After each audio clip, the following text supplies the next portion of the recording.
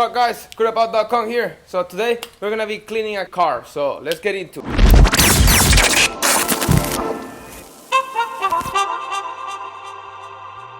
We're gonna start by removing the car from the bike.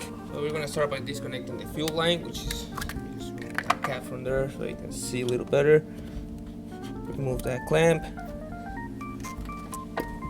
Then we can proceed to remove the two clamps from the intake and the air box.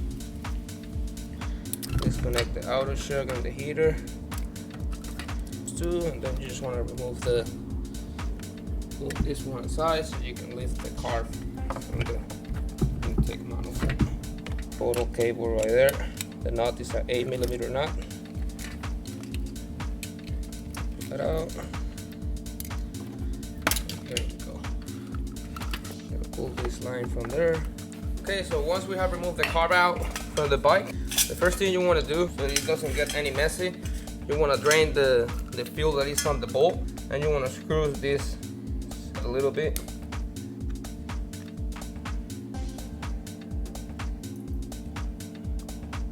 And you can just move this. Remember to close the screw. Okay, so we're going to start by removing the electric chuck. Remember to put everything in its correct place. Clean that up. See how it's kind of, fuel marks on it. Spray a little bit car cleaner into the rack. Be careful. You don't spray this in rubber parts or anything. Just a tiny bit, so we can just clean that needle right there. And that looks way cleaner now. Okay. And then I'm gonna remove this hose. The first thing that I noticed when I pulled this car out is that I was gonna take the diaphragm out, but I'm able to unscrew just one of the screws right here.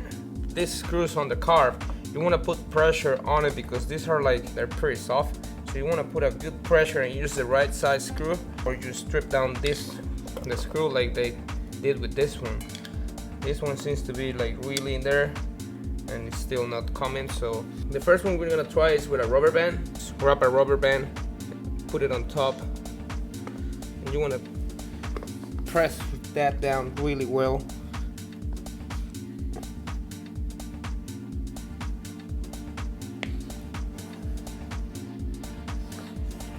Not working at all.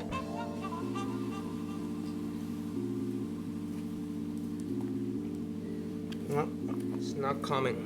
There are many techniques on how to remove a stripped Phillips head. There's even some tools where you drill a hole and then you just retract it in.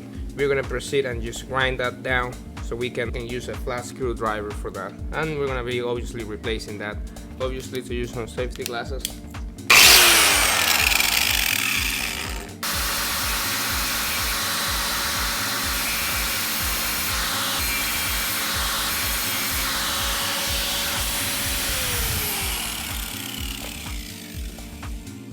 Not sure if that was the right thing to do, but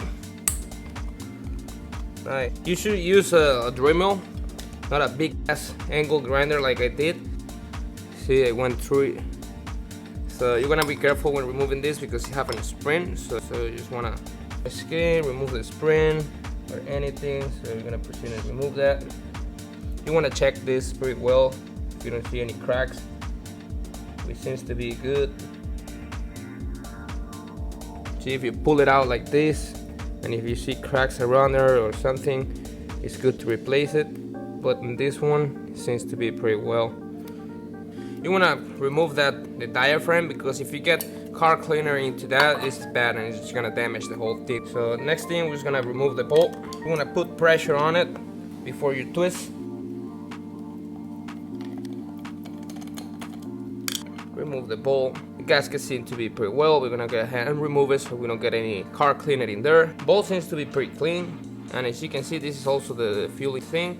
And if you press down, you can see it's still working. I'm not gonna be removing the float because this is a press fit, and if you remove that, it's a little, it's better not to play with it.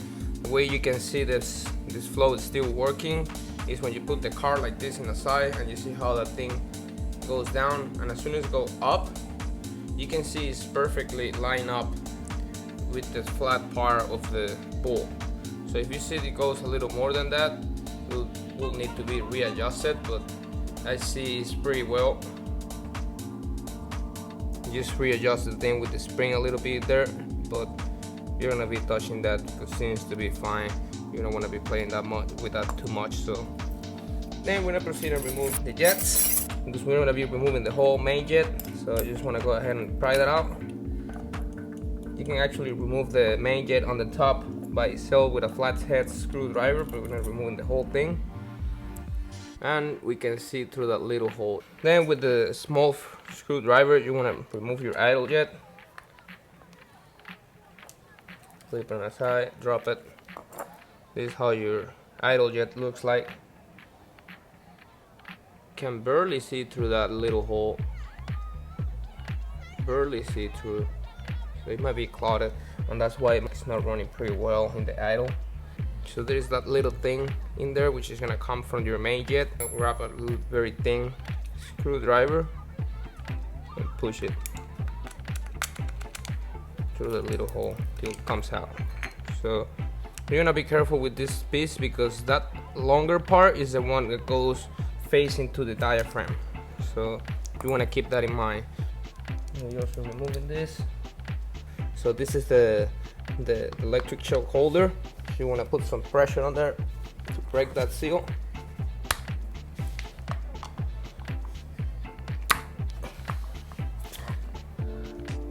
You want to be careful with that gasket. We'll remove that out because we're going to be spraying all of those. The only thing left is the idle mix screw, and you want to be careful with that one because you want to count how many turns in, so when you put it back on, you can put the same, you screw the whole thing inside and then remove it out to clean it up. But you want to count how many turns you get. You're gonna go like 1, 2, 3, 4, 5, 6, 7, 8. That's a lot. It shouldn't be like that. You know who messed with it. So you want to be careful with when you remove the idle mix. Sometimes these two, you got a little washer. See, you got a little O-ring. You got a washer, and you got the spring and the actual screw. So this is the right way that goes into place. You know, you got the spring, the washer, this little black O-ring. So you want to be careful because sometimes these two stay into the hole. So you want to be careful with that. Put all this in the side. We're gonna grab our jets, including that holder. And something you want to be careful with it is when spraying these jets and when you start using the car cleaner, it's better to use some safety glasses because trust me, you don't want to get this in your eyes. And when you're cleaning these tiny little holes, the spray can go anywhere without noticing, and can get into your eyes, and it's pretty dangerous. So see, that's why you want to use your goggles. Also, we're gonna be using some copper wire. Here's a lot of people say this is bad for the jet because you're gonna seize the jet inside or anything, but that's no way it's gonna happen because this is copper, this is brass.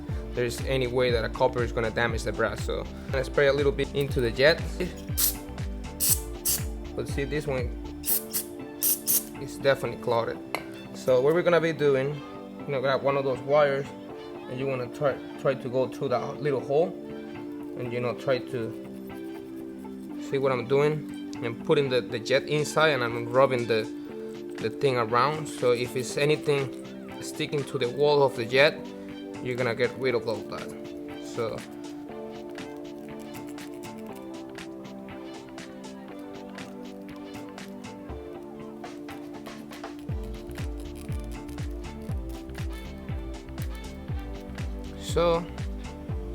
you can see it's still light through it, which I don't barely see it. It's not very clear. You want to keep spraying.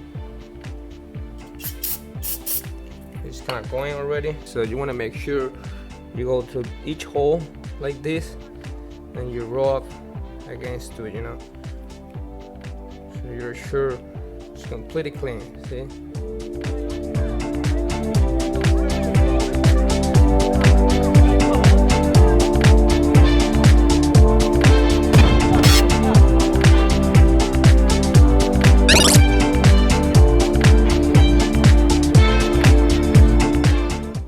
process. Gonna be patient, you know, pass every cable through the little hole. I'm gonna clean each hole.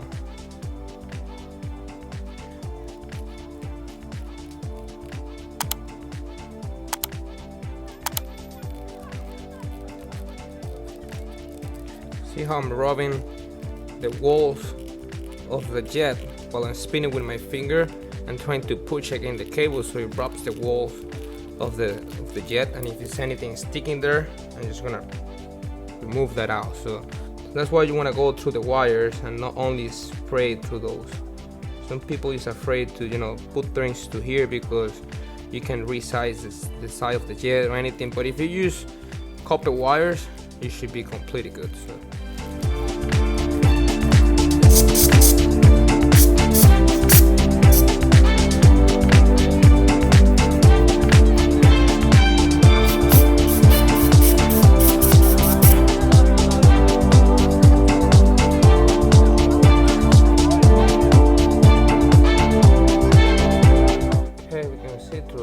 I think that's good enough.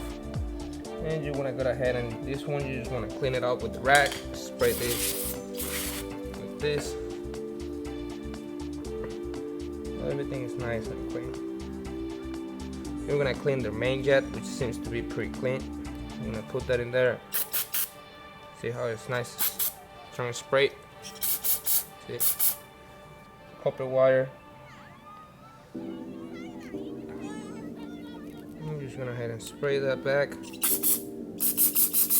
It's nice and hard. You wanna grab your, clean those little holes. You can make sure those are completely clean and not clogged. There we go. Rub it against it, because it means it's not clogged or anything.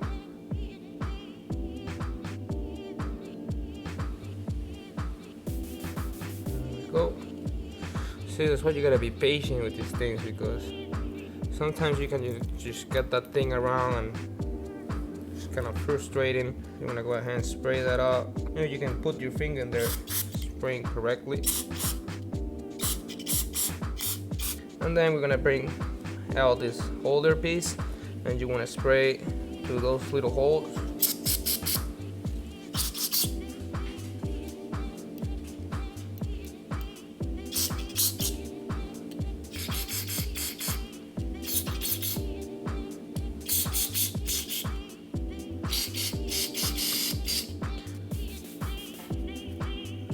Now you want to bring your bolt.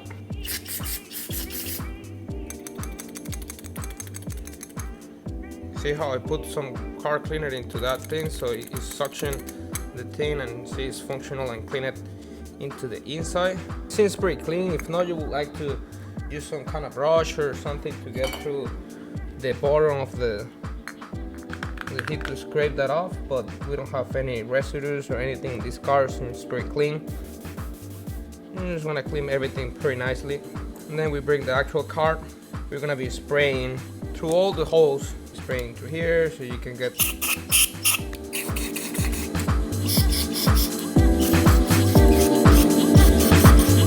how all the holes connect together.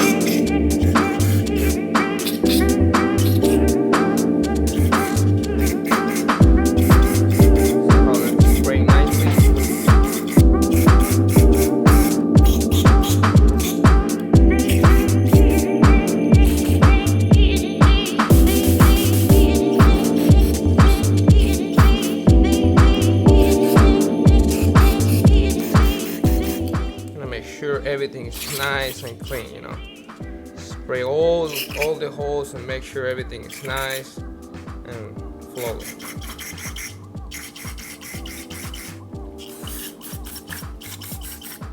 So once you have all go over the whole car, I'm gonna clean where the gasket goes. Okay, so once you're done with it, I'm gonna let it dry pretty well. Maybe you can use an air compressor to blow everything. So this is my idle jet right here, and if you can see through that little hole, see how it's now wide open. It wasn't like that before. See Same with the sides. See how the one in the sides are completely clear. So you can see the main jets wide open. You can see through all those little holes. So now that you have go through all the jets, get all those wires to the side, carb is completely clean. Once you have blow your carb, you just hold over through all the holes, all little, you know, the whole thing, so it's nice and dry, and it's perfectly clean now. So you want to make sure before you start assembling everything, you have all the pieces that you take out with it. So remember, this is your main jet, this is your idle jet, you got your cap with the spring, you got the actual diaphragm, electric shock hook. Remember the little gasket that we removed from it, this little one. Remember the main gasket for the bolt, the mix screw that goes into like this, the screw, the spring, the little washer, and the little O-ring. So this is the right position that everything goes together. That's the correct way that goes, so you want to have that ready too. You got your 4 screws for the bolt, the 2 screws that hold the hook, the plastic thing that hides the idle, and you have that little piece that we removed from the main jet. Remember to put in the right position. And obviously the 2 screws from the diaphragm. We're going to be replacing the one that we grind out, so we were able to remove that. So you got your bolt, your electric choke, and the holder for the electric choke with the 2 screws. The hose for the... You see, it's pretty simple. You see that these many pieces are complicated, but it's actually pretty simple. Once you take the thing apart more than 3 times, you start getting to know everything, so you don't have to be afraid of, you know, disassembling the whole thing. So I'm gonna start with the jets. So you want to grab your car. This one, remember, the longer part is the one that goes into the top part. Screwdriver to push that in place until you see that thing pop out. So one is there, your main jet in there, screw that in, not too hard, and then with the small flat head, then you're gonna slide that little cap in there. So then you wanna grab your bolt, I'm gonna put the gasket around, set that in place pretty nicely. Slide that in there. Then when I go here in a cross pattern so you don't bend the bolt. Your hook right there. So you want to clean this gasket a little bit if it's dirty. You want to set your hook into place. Then now you want to go ahead and screw your mix screw. So remember the position, the O-ring, the washer, the spring, the screw. You just want to make sure when you disassemble the whole thing, if you don't see any of these 2 come out, you have to get a little clip or something to fish that thing inside, because it's pretty deep and you don't want to get any car cleaner into this little O-ring, because you're gonna damage it and you'll have to replace the whole thing. So, and remember the turns that you took out. 1, 2. I'm gonna search in the manual. The actual manual, it tells you how many turns is stuck, so it usually is like 2.5, no more than 3. I'm gonna go ahead and proceed to install the diaphragm. So you want to slide that in there in the right position where the little tap is, and you want to go gently around and set the rubber piece in place into that little gap. And you want to grab your spring, hold it with your finger, put the screws in. You want to go to hard.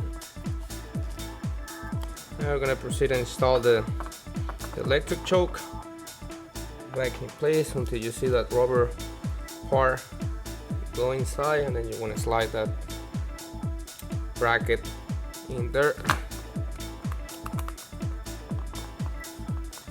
That's it. So now we're gonna proceed and mount the carburetor into the scooter, but that's basically it. And the first thing you want to do is hook up your total cable. So you want to set that to the side so you work comfortably. You want to slide that cable, the little rounder part, like this. Then you guide that cable to the total cable, and then you just pull down and slide that screw in into place. And then you just grab that knot, screw it like the 8mm. Then the next thing you want to do is grab your drain plug. You want to go underneath the valve breather hose, which is this one right here, and guide that cable through that little bracket right there. See that little bracket over there? You want to guide that cable through there, the hose. You want to go ahead and hook your fuel hose. There we go. Smack it. Then you want to slide your filter hose first, and then you just want to slide the carb into the intake manifold. It's a little tight fit, so you just want to fit the carb into the intake. See that little tip right there?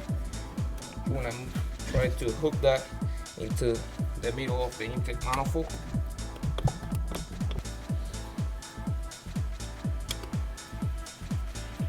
And make sure we put this cover back in to protect our connectors.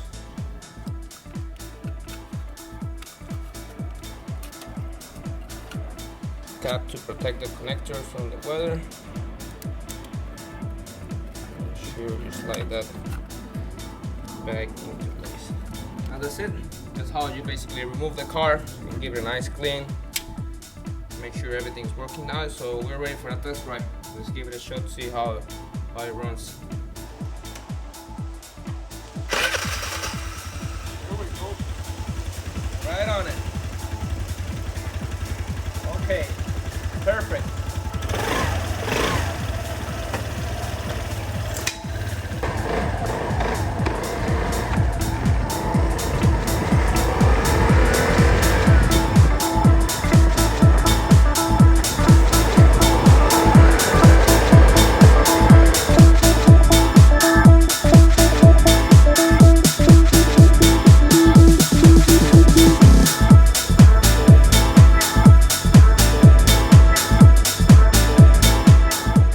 So once you have installed the carburetor inside, if you run the bike and it seems everything to be working perfectly.